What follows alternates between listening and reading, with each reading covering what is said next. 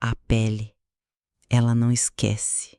Cada marca, cada cicatriz é um mapa de uma jornada que ninguém deveria ter vivido. Eu sou Sofia, tenho 70 anos, e se o tempo fosse um rio, o meu correu por vales de escuridão, por rios de lágrimas, mas eu estou aqui, sobrevivi. E hoje, essa pele que lembra, essa voz que quase se calou, vai guitar a verdade de uma vida roubada, mas que eu, enfim, estou reconquistando. Eu nasci no sertão, num lugarejo tão pequeno que nem nome direito tinha no mapa. Era mais um punhado de casas de taipa esparramadas na terra rachada pelo sol inclemente. Minha infância foi de poeira e fome, de ver os olhos da minha mãe cheios de tristeza cada colheita perdida. Éramos muitos irmãos e a boca para alimentar era sempre maior que a comida no prato. Meu pai, um homem bom, mas cansado pela vida dura, vivia de promessas de chuva que nunca vinham e de esperanças de tempos melhores que pareciam sempre distantes. Eu era a terceira filha, magra, com cabelos queimados de sol e olhos que viam mais do que deveriam. Aos 8 anos, eu já ajudava na roça, plantando o que a terra seca teimava em inundar, buscando água no poço distante. Não havia escola para mim. Meus dias eram feitos de sol na pele e o estômago roncando. Mas havia um fio de alegria. As histórias da minha avó, contadas sob a luz bruxuleante de um lampião, de terras distantes, de cidades grandes onde a comida era farta e a vida era fácil. Histórias que alimentavam a alma de uma menina que sonhava em escapar daquela miséria. Foi assim que ele apareceu, o homem da cidade. Lembro-me dele como se fosse hoje. Tinha um terno que parecia bom demais para aquele lugar, um chapéu de aba larga e um sorriso que me parecia macio demais. Ele chegou em uma caminhonete que levantava poeira por onde passava, trazendo sacos de mantimentos, promessas de progresso. Ele se apresentou como um benfeitor, um homem que queria ajudar as famílias pobres do sertão. Diziam que ele tinha influência, que conhecia gente importante no Sul Maravilha, onde o dinheiro brotava em árvores e as oportunidades eram infinitas. Ele falava manso, com a voz untada de mel, prometeu um futuro diferente. Vocês não merecem essa vida de sofrimento. No Sul, há empregos para todos. Nas fazendas, nas casas grandes, nas fábricas. A vida é fácil e o dinheiro corre solto. Vocês vão ter comida na mesa, roupa boa e os filhos de vocês vão para a escola. Meus pais, coitados, com os olhos de esperança brilhando na penumbra da nossa casa. Eles só queriam o melhor para nós, para os filhos. E eu, com meus 12 anos, ouvia cada palavra, cada promessa vazia e via uma luz no fim do túnel da minha pobreza. A proposta dele veio para mim. Sofia, você é uma menina esperta, forte.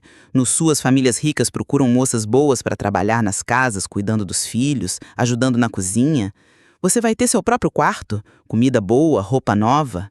E vai poder mandar dinheiro para sua família aqui para ajudar seus pais e seus irmãos a saírem dessa vida difícil. A imagem da minha mãe comendo direito, dos meus irmãos com sapatos nos pés, aquilo me seduziu. Era a chance de ser a salvadora da minha família, a heroína que tiraria todos da miséria. A despedida. A despedida da minha mãe. Ela me abraçou apertado, as lágrimas escorrendo pelo rosto. Vai com Deus, minha filha. Não se esqueça de nós. Eu prometi que voltaria rica, que tiraria todos daquela vida. A mala de pano com poucas roupas. Um ônibus velho que me levou para longe da minha família, da minha terra árida, dos ceros que eu conhecia. O coração cheio de esperança, mas também com um nó na garganta. Eu não sabia, não podia saber, que aquela viagem não era para um paraíso. Era o início da minha escuridão. O primeiro passo numa jornada para o inferno do tráfico humano, onde a minha vida seria roubada, a minha dignidade pisoteada e a inocência da menina do sertão seria brutalmente assassinada. A pele do sol que marcava minha infância seria em breve substituída pelas marcas invisíveis de uma nova escuridão. Eu estava indo de encontro ao meu maior pesadelo, acreditando que era o meu maior sonho. O início da minha escuridão havia chegado, embrulhado em promessas vazias e no sorriso de um homem que era um lobo em pele de cordeiro. A viagem foi longa. Dias e noites dentro de um ônibus lotado, depois uma Kombi, depois outro ônibus. Eu estava sozinha, uma menina de 12 anos em meio a adultos desconhecidos. O homem da cidade, que se apresentara como meu protetor, sumiu depois do primeiro trecho.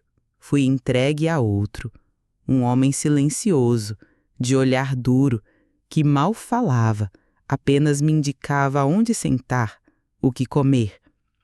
Aos poucos, a esperança começou a se misturar com um medo sutil, um pressentimento de que algo estava muito errado. Chegamos a uma cidade grande, barulhenta. Não era o Sul Maravilha que eu imaginava. Era um lugar escuro, sujo, com cheiro de lixo e desespero. Fui levada para uma casa grande, mas caindo aos pedaços, em um beco estreito.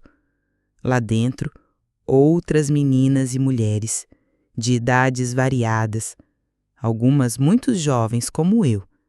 Seus olhos eram como os meus, cheios de medo, mas havia algo mais neles, um vazio, uma resignação que me gelou a alma. Foi ali que a verdade me atingiu como um soco no estômago. Não haveria escola, não haveria carteira assinada, não haveria dinheiro para mandar para minha família. Eu não era uma empregada, eu era uma mercadoria. Fomos recebidas por uma mulher gorda, de voz estridente e olhar frio. Ela era a dona da casa, a mãe que nos ensinaria as regras. E as regras eram simples: obedecer, não questionar, não tentar fugir e, mais importante, não falar. Meu nome se tornou a Certejana. Ninguém queria saber quem eu era, de onde vinha. Eu era só mais uma. Fomos obrigadas a trabalhar. No começo, limpando a casa, cozinhando, sem parar. Mas logo as tarefas mudaram. Fomos forçadas a atender homens, prestar serviços, como eles diziam. Eu tinha 12 anos. Meu corpo ainda era de criança. Mas a infância... a infância foi brutalmente assassinada ali. A dor física era indescritível, mas a dor na alma era pior. A sensação de ser invadida, usada, desumanizada, de não ter mais controle sobre o meu próprio corpo. As primeiras semanas foram um inferno. Eu chorava em silêncio todas as noites, pedindo para que minha mãe viesse me buscar, para que aquilo fosse um pesadelo. Mas o pesadelo era real. As outras meninas me olhavam com pena, mas também com a resignação de quem já tinha perdido a esperança. Não adianta chorar, Certejana. Aqui é assim. Ou você aceita, ou a coisa piora. As palavras delas eram um eco do desespero que me cercava. A punição para quem desobedecia era brutal. Fomos testemunhas de surras, de privação de comida, de tortura psicológica. Eles nos controlavam pelo medo, pela fome, pela solidão. Eles nos tiraram a voz. Se a gente reclamasse, se a gente tentar falar, éramos castigadas. E aos poucos a voz foi se perdendo. Não só a voz para gritar, mas a voz para chorar, para reagir. A gente se tornava um corpo vazio, um objeto à disposição deles, um cativeiro que não era feito de grades, mas de terror e humilhação. Eu tentei fugir. Uma vez, na calada da noite, consegui sair da casa. Corri pelas ruas escuras daquela cidade desconhecida. Mas eu era uma criança, sem dinheiro, sem rumo. Fui encontrada horas depois, arrastada de volta e brutalmente espancada. Aquela surra me ensinou uma lição cruel. Não havia saída fácil. E a partir daquele dia, eu entendi que a fuga exigiria um plano, uma inteligência que eu, Na minha inocência de criança, ainda não tinha. Os anos se arrastaram, longos e vazios. Meu corpo amadureceu, mas minha alma envelheceu rápido demais. Eu vi meninas chegarem cheias de vida e se tornarem cascas vazias. Algumas adoeceram, outras sumiram. Eu me apegava a qualquer coisa que me lembrasse quem eu era. O cheiro da chuva, o calor do sol na pele e a memória da minha mãe, do seu rosto, da sua voz. Era a única coisa que me mantinha viva, que me impedia de virar apenas um número, uma estatística, uma alma perdida. O cativeiro se tornou minha realidade. O abuso, a violência, a desumanização. Eu vivia um mundo de sombras onde a luz da esperança parecia ter se apagado para sempre. A perda da minha voz foi a pior de todas as violências. A de não poder gritar, de não poder pedir ajuda, de não poder ser ouvida. Mas essa voz, eu sabia, um dia teria que ser recuperada. Nem que fosse para contar ao mundo o inferno que eu vivi. A vida no cativeiro virou uma rotina de inferno, onde cada dia era igual ao anterior e o amanhã era apenas a repetição da dor. Eles nos moviam de uma casa para outra, de uma cidade para outra. Eu perdi a noção do tempo, dos anos que se passavam. As donas mudavam, os clientes mudavam, mas a exploração e o abuso permaneciam constantes.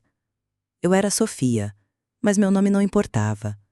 Eu era apenas a mercadoria, a mulher, a próxima. Para suportar a dor, a gente aprende a se dissociar. A alma sai do corpo e a gente vira um observador da própria tragédia. Era assim que eu sobrevivia. Meu corpo estava ali, sendo usado, mas a minha mente viajava para o sertão, para o cheiro da terra molhada, para a voz da minha avó. Eu criava um mundo dentro da minha cabeça, um santuário onde a dor não podia me alcançar. Era a minha única forma de resistência, a única coisa que eles não podiam me tirar. Muitas meninas e mulheres à minha volta caíram nos vícios, álcool, drogas, para anestesiar a alma. Eu vi a devastação que isso causava, a dependência que as tornava ainda mais vulneráveis. Elas não conseguiam mais lutar, não conseguiam mais pensar. Eu me recusei. Me recusei a dar a eles mais esse controle.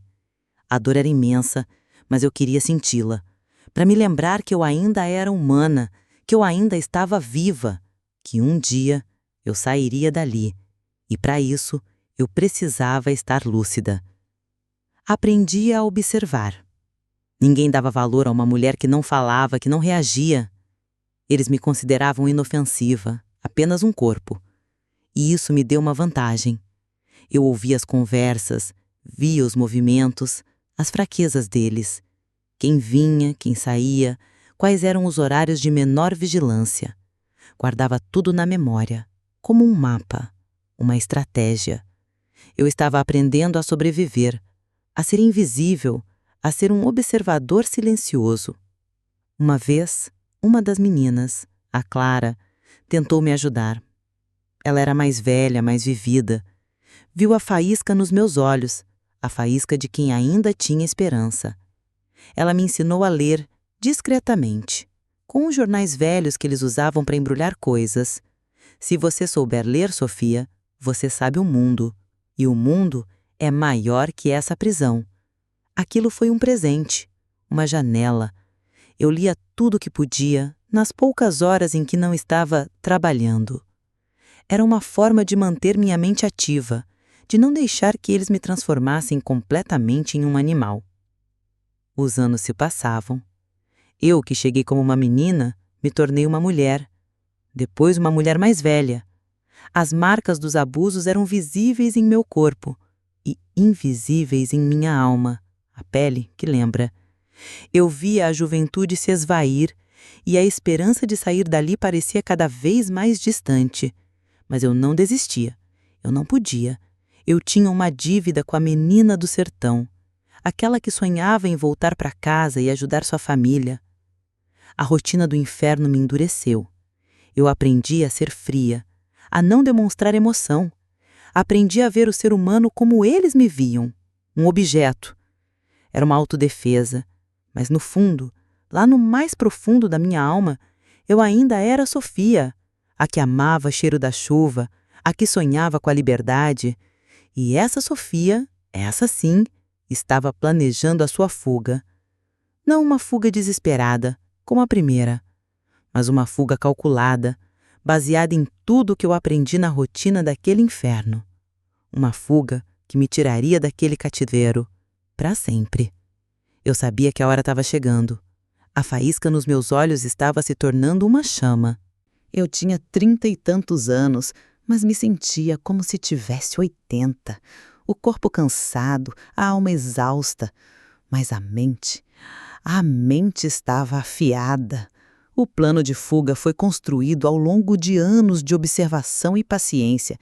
Eu sabia os horários dos vigias, as rotas de fuga menos movimentadas, os dias de maior confusão. Eu havia guardado umas moedas, umas notas, resultado de pequenas gorjetas que alguns clientes davam, ou de algo que eu escondia durante as poucas idas à rua para comprar coisas básicas para casa. A oportunidade surgiu numa noite de Ano Novo. O bairro estava em festa, fogos de artifício estourando por toda parte. O barulho encobria qualquer som. Os donos da casa estavam bebendo, distraídos.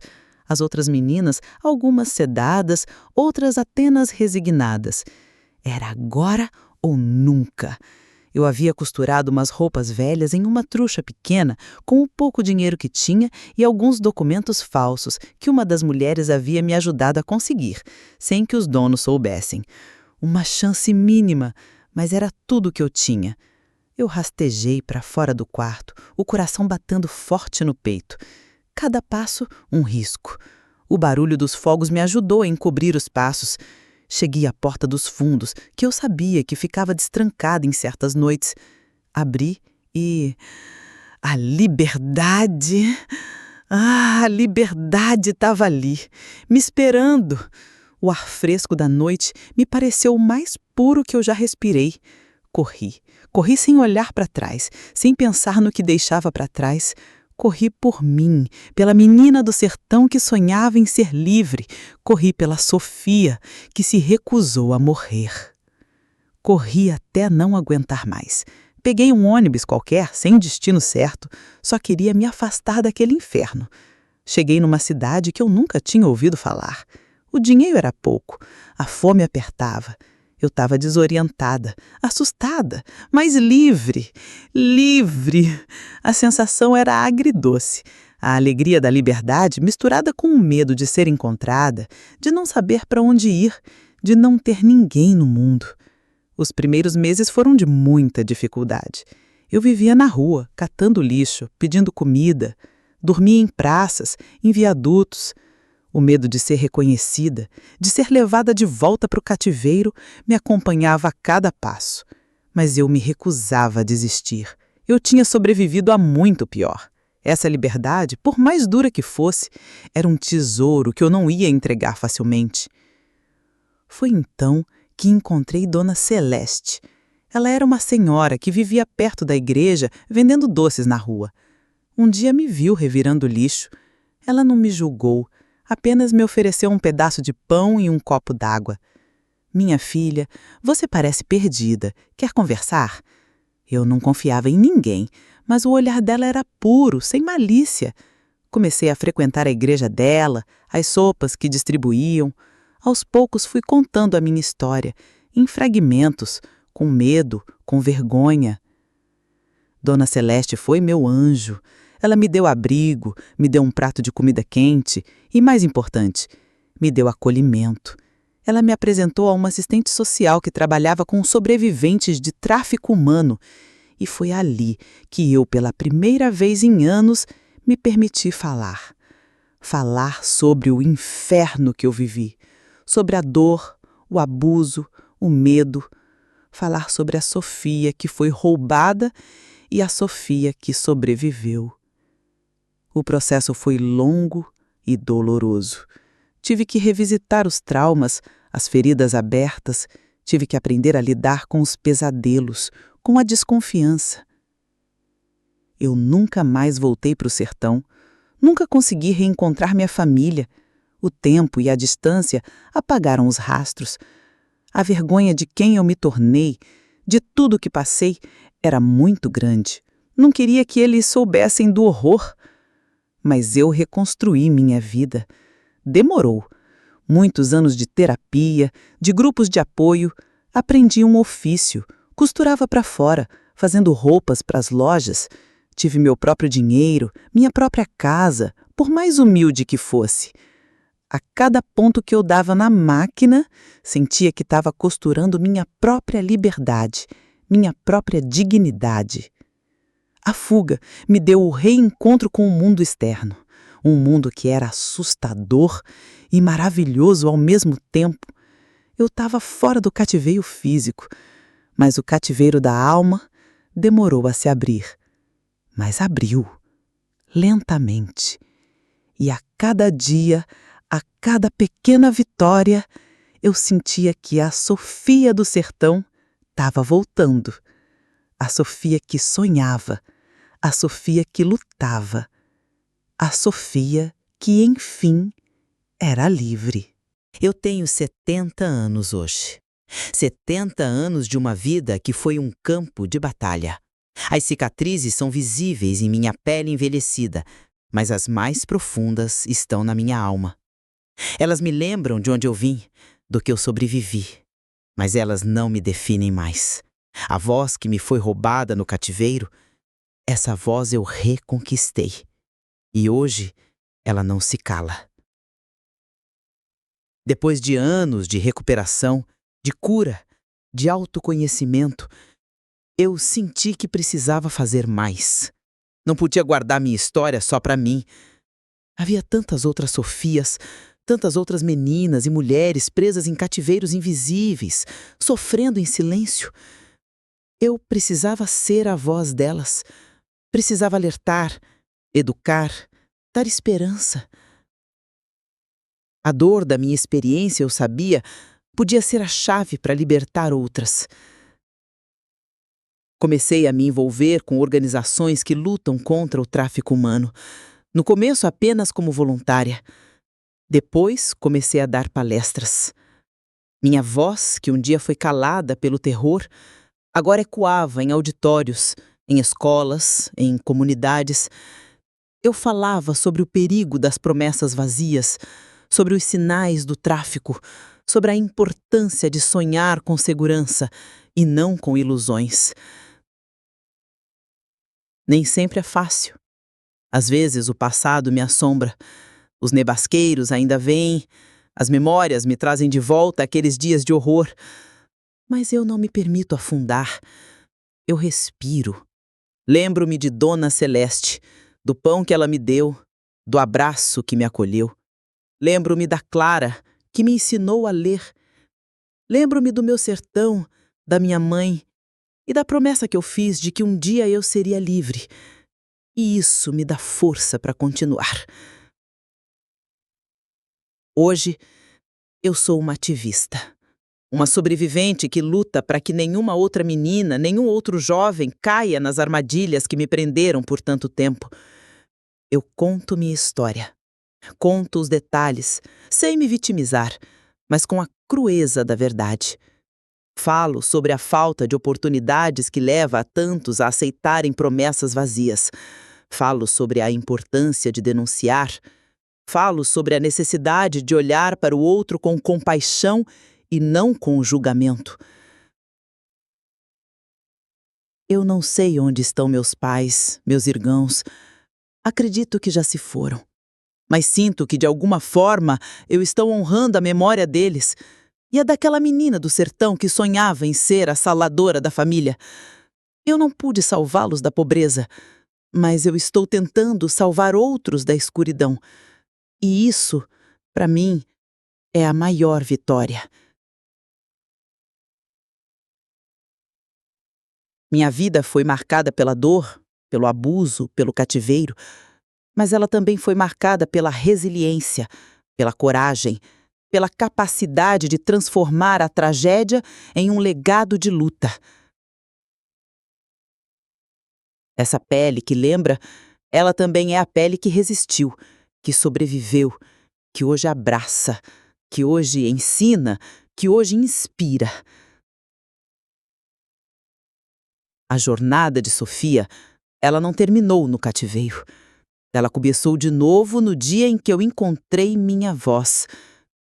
E essa voz, ela não se calará.